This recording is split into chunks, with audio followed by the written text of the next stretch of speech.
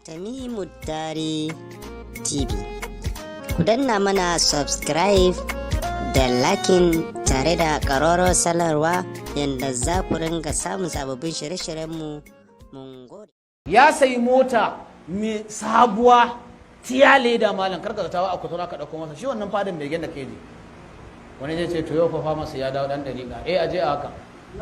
wallahi komai ma ka faɗa ita gaskiya din za mu faɗe ta ne wallahi sai wani mai boxer a Kano ya zo ya goga masa motarsa ta gaba har sigina ya fashe sai bawan Allah ne ya fito shi ba da bege ya kalla ransa ya ɓaci sai mai boxer ya ce masa don darajar annabi